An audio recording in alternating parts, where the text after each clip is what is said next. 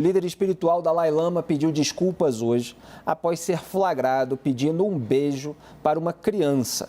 O caso aconteceu em um evento público na Índia. Um menino levantou e pediu um abraço do líder espiritual. Ele permitiu, mas deu um beijo nos lábios do menino e chegou a colocar a língua para fora, pedindo para que a criança a chupasse. A conta que representa o Dalai Lama no Twitter diz que ele está arrependido e que é comum que ele faça brincadeiras em público. Um grupo indiano que defende os direitos das crianças criticou a atitude do líder espiritual. Em comunicado, disse condenar toda forma de abuso infantil e destacou que o episódio é inaceitável e não tem relação com nenhuma expressão cultural. O Dalai Lama, de 87 anos, vive na Índia desde 1959, após uma tentativa de rebelião contra chineses no Tibete, região autônoma da China.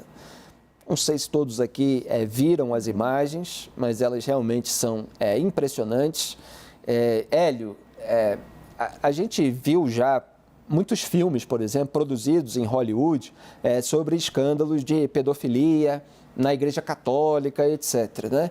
E depois de assistir aquela cena, que está, repito, filmada, porque tem muitos escândalos dos quais se sabe por investigação, nem sempre você tem a imagem, o vídeo. Aqui, claro, uma situação diferente, né, que é colocada ali pela conta oficial dele como uma brincadeira, mas é algo que realmente choca. Se fosse uma liderança católica, se fosse uma liderança evangélica, como é que essa situação seria avaliada? Né? Porque muitas vezes no debate público, como tem sempre divisão, seja em matéria religiosa, em matéria política, em matéria ideológica, acho que vale muitas vezes fazer esse exercício. Né? A Janaína falou da declaração do Lula, por exemplo. Se fosse o Bolsonaro dizendo que extremistas... que são bons, os extremistas, porque mantêm a gente longe da esquerda e tal. Não é que a gente vai fazer aquilo que eles querem, mas é importante eles estarem ali e tal. Depois, se os extremistas fazem alguma barbaridade, não seria associado também? Então, quer dizer, se fosse uma outra liderança, será que seria mais criticada? Mas, assim, ele está sendo bastante criticado, sim, por essa atitude, porque aquilo envolve uma criança e um contato bucal, labial, até de língua com uma criança, gera todo esse repúdio. Como é que você avalia esse episódio? É repugnante, é chocante realmente, Felipe. Eu fiquei realmente embasbacado com o que aconteceu. A gente só pode condenar. Eu fico imaginando o que passou na cabeça dele, porque ele estava com um público, sei lá, de 100 pessoas. Por que ele faria isso na frente de 100 pessoas? Quer dizer, eu não sei se ele tem algum histórico de já ter feito coisa parecida no passado, Felipe, mas realmente é esquisitíssimo, é inaceitável, e eu não consigo compreender.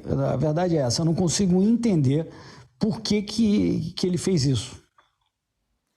Você vê atenuantes aí, Janaína? Então, é muito importante até aproveitar essa oportunidade, né, para explicar para as pessoas em geral, para pais, que não existe nenhum tipo de tratamento espiritual em nenhuma religião. Eu sei porque eu desenvolvi uma disciplina na USP, Direito Penal e Religião, e sou muito defensora de todas as religiões, da liberdade religiosa, vejo benefícios na espiritualidade, tá? Benefícios inclusive no âmbito da medicina, da educação, da segurança pública.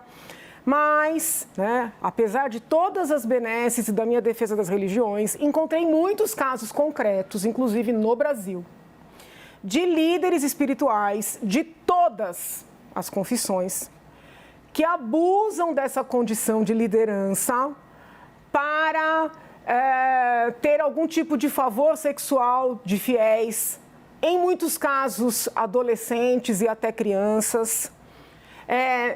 Infelizmente, há casos, né, não só de favores, mas de estupros propriamente. Lembro que analisei com uma turma o caso de uma jovenzinha que foi violentada pelo líder espiritual, engravidou, e o caso só veio à tona porque ele deu dinheiro para ela fazer o aborto, e aí teve uma complicação, a polícia foi chamada.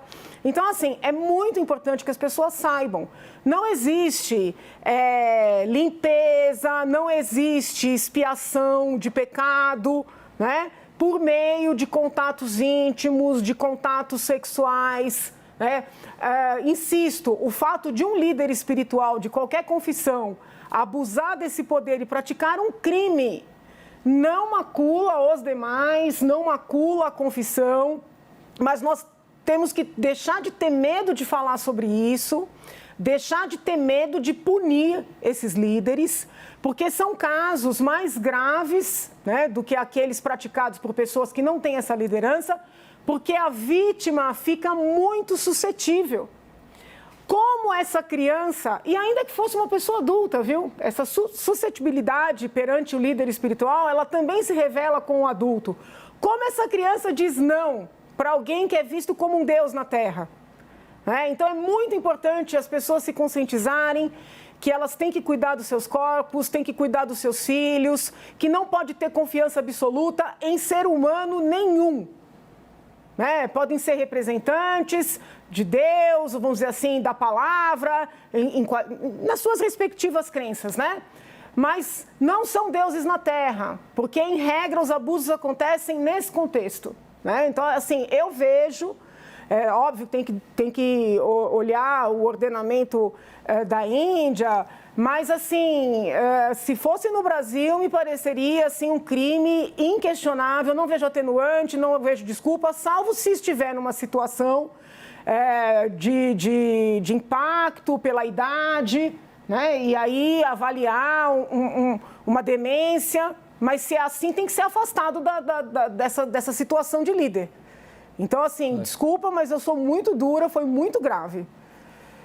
Eu concordo plenamente que é muito grave e desde cedo tem esse debate, até a atriz apresentadora que acompanha o nosso trabalho, Dani Suzuki, fez também, conhece essa área, falando sobre idolatria, que é isso que a Janaína está apontando também, quer dizer, esse culto à personalidade do líder, esse culto a um ídolo, a uma figura que representaria o Deus na Terra, muitas vezes faz com que as pessoas relevem, e a gente vê isso diariamente na política, obviamente, as atitudes mais bizarras, mais imorais, mais impróprias, eventualmente até criminosas. Então, assim, me parece, Joel, que é mais um exemplo de uma liderança que faz uma atitude absolutamente reprovável em público. É óbvio que podem ser avaliadas aí as suas condições psíquicas nesse momento, de uma idade avançada, mas, assim, a princípio, como é alguém que está exercendo a função, não tem um atenuante, né? E é preciso repudiar com todas as letras. Com certeza, Felipe. Um ato, sem outras palavras, assim, grotesco, que a gente viu naquelas cenas ali. Primeiro o próprio beijo, depois a coisa da língua, assim, um negócio assim, monstruoso. E que, de fato, até levanta a pergunta, tá, mas está em público, assim, o que acontece na cabeça do Dalai Lama para fazer uma coisa dessas? Acredito eu que se de fato, eu não quero cravar de 100%, mas se de fato tiver uma conotação sexual, acredito eu que descobriremos outros casos, porque dificilmente, se for realmente uma coisa, uma perversão dele, duvido que tenha sido a primeira vez que aconteceu, se de fato foi. Agora, é curioso, né? A gente tem narrativamente falando na nossa sociedade muito presente associar o assédio sexual, né? O abuso sexual a uma religião específica, né? O catolicismo, por toda uma série de fato, eventos reais que aconteceram e foram revelados.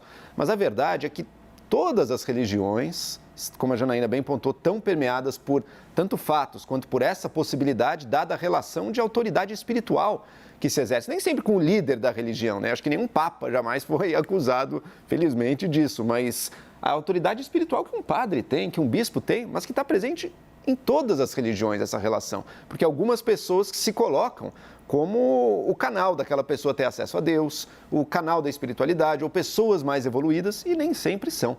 Então, isso está presente em todo tipo de organização religiosa. É um risco, o risco do abuso sexual infantil, inclusive, está presente em organizações não religiosas também, muitas vezes a gente vê acontecendo.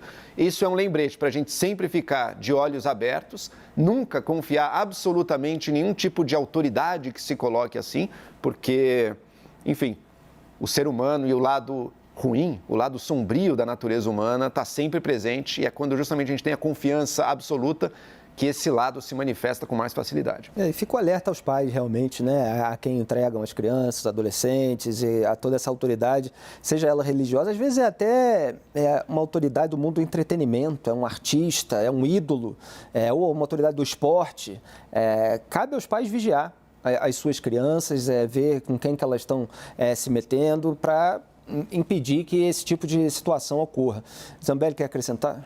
Eu acho que nesse caso não tem muito, não é um tema muito suscetível para debate. Ali, para mim, é uma linha, tem que ser traçada. A linha das condutas aceitáveis e legais e a linha das condutas inaceitáveis e ilegais. E aí, o ordenamento jurídico lá, local, tem que ter investigação, respeito ao devido processo legal, mas tem que ter investigação e punição. Não dá para relativizar porque é uma liderança religiosa. Não, nem se fosse outra autoridade de qualquer segmento, né? As imagens, acho que me parecem claras. Exatamente.